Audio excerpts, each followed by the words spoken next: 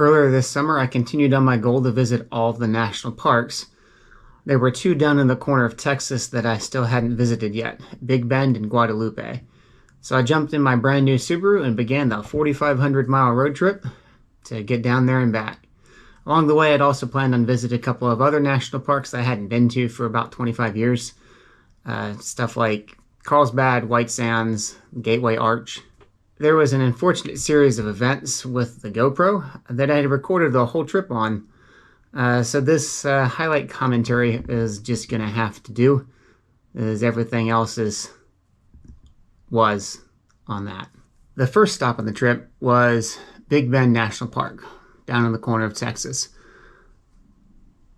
So on my way in that afternoon, I stopped by the visitor center, talked to the ranger. The ranger had said that hiking down in the Rio Grande Valley, down by the river, was not recommended, that it was 106 or some odd.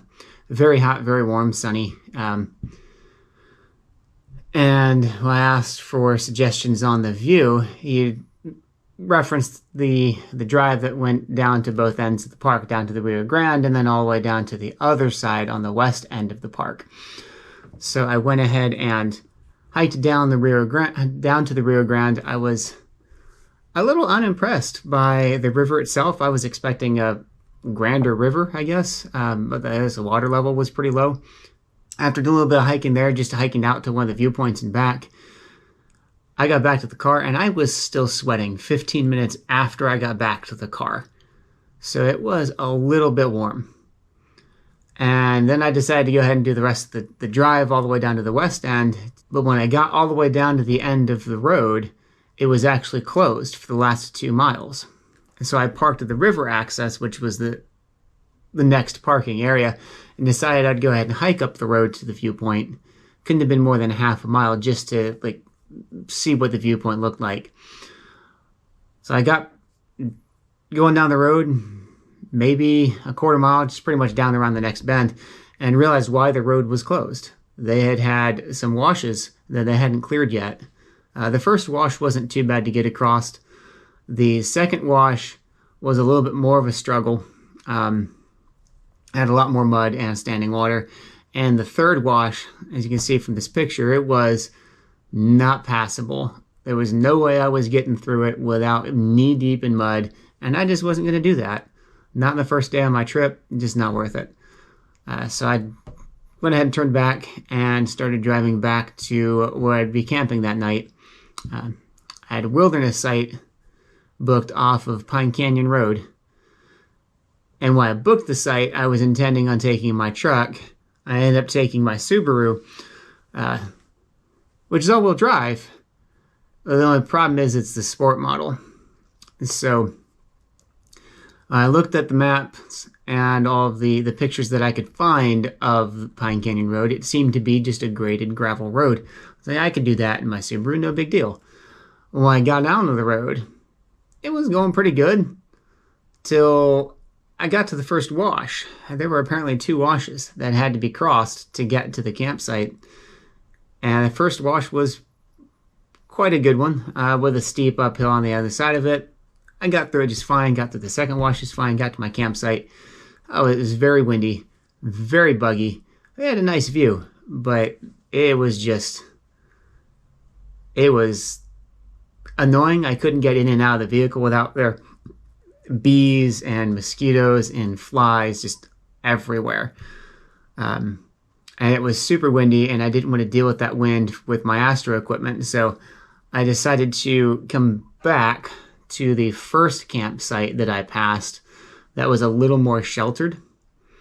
So I came back to that one, and since nobody was staying there and it was available, and set up shop there with my car and my Astro gear.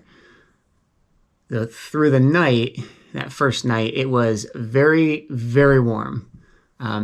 My camera was overheating a little bit when I was setting my normal settings for it. That sensor was getting very hot. Like, a lot of my pictures were almost just looking green because of how hot the pixels were, how much noise it was generating. So I didn't get any usable deep space stuff the first night, I don't think. It was kind of a shame. I did try to take some Milky Way pictures, some wider angles. While I was out there messing around with the camera, I kept hearing this noise in the bushes, and it was freaking me out.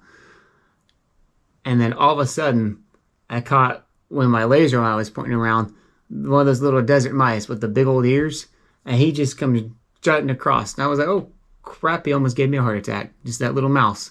So at night, what you'll learn when you get out there, and what I figured at the time, is everything that makes noises sounds 10 times bigger than it actually is. When you're out there in the middle of nowhere at night, you're hearing these noises. What sounds like it could be a coyote or a feral pig or something is actually probably going to be a squirrel or a mouse, just because of how quiet it is and how much noise it makes at night.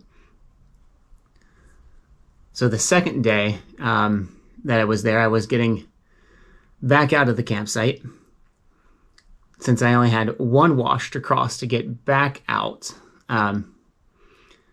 it was the worst one, the first one, right before I got back to the road. And sure enough, getting in, I didn't have any problems.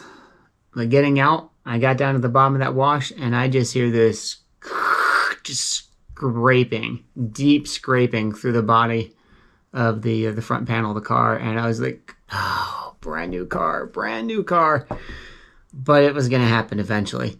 I got out and looked. It's just some, as you can see this picture, just the paint on the bottom of that front flare just kind of got scratched all the way through, but it's just plastic, and you kind of have to get down on the ground in front of the car to even see that it's there. So it could have been worse.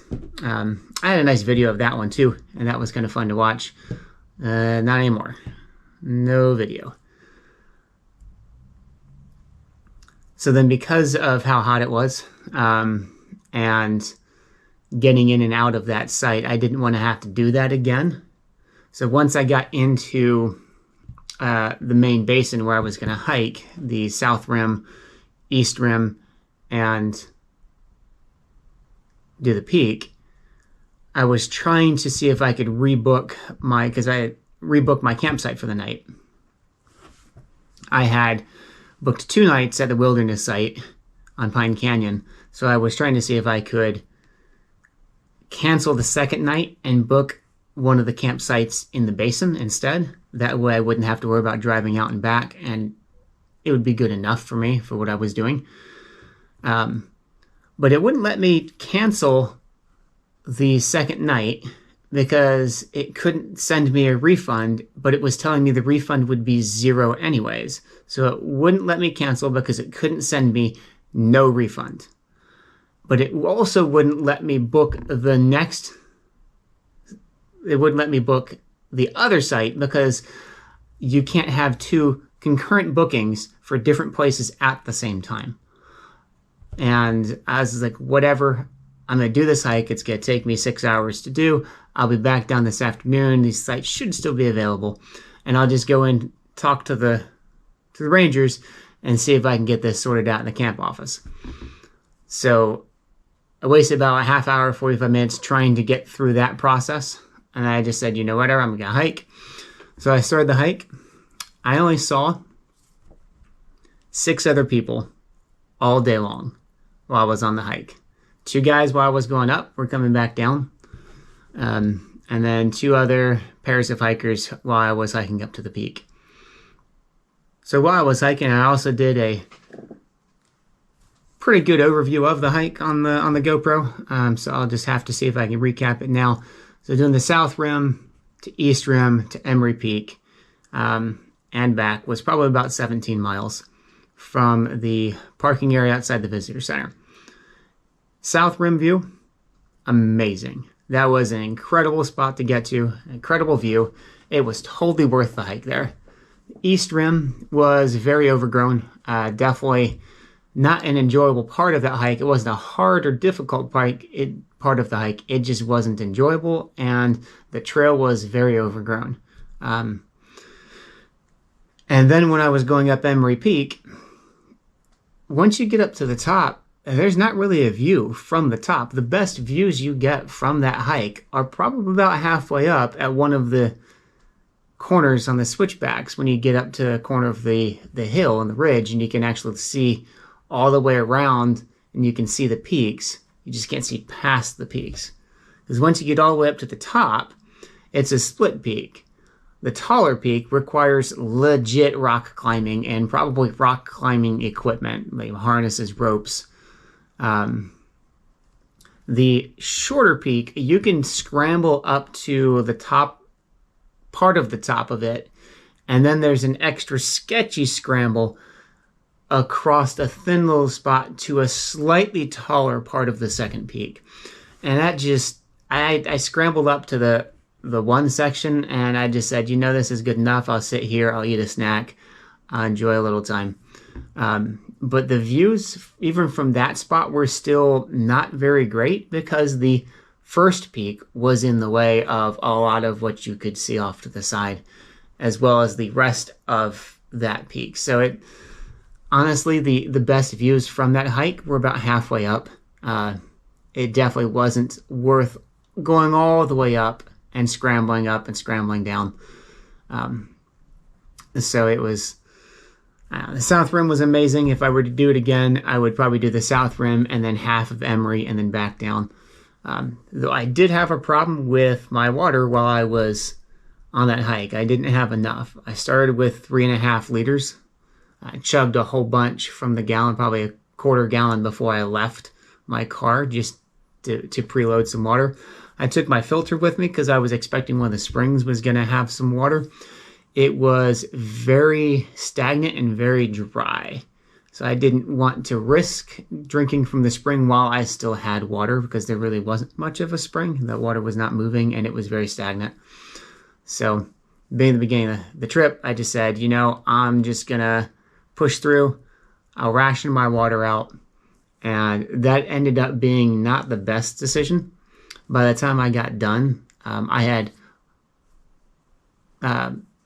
been given water from one of the other pairs of hikers I came across that had extra water. They gave me about 10 or 15 ounces. And when I got done with that hike, I was very dehydrated, very heat exhausted. It was very warm. The ranger that was watching the trail didn't even see me going up that day and was asking me about the 2 other pairs that he had known were on the trail. Because of how much that hike took out of me, heat exhaustion wise, I decided it would have been best to not try to camp in 80 to 90 degree temperatures again that night with no air conditioning. The lodge had some rooms open, but they were like $200 a night. The day before, the morning before, when I was leaving civilization for the last time and I had internet, I managed to get a guided tour pass for Carlsbad for the next afternoon. So because I had that tour, I was going to have to leave Big Bend very early in the morning to make the 5 hours, 6 hour drive up to Carlsbad. So I decided, I'm in bad shape as it is. Let me just get a hotel a few hours up, get some air conditioning, get into a pool, and then I don't have to worry about dealing with that risk. Stayed the night at a hotel, which turns out was under construction, and the pool was closed. I was very disappointed. I was looking forward to that pool. And when I got there and it was all dry, my heart sank. It was one of the things I've been talking myself into for the last 2 hours while I was driving.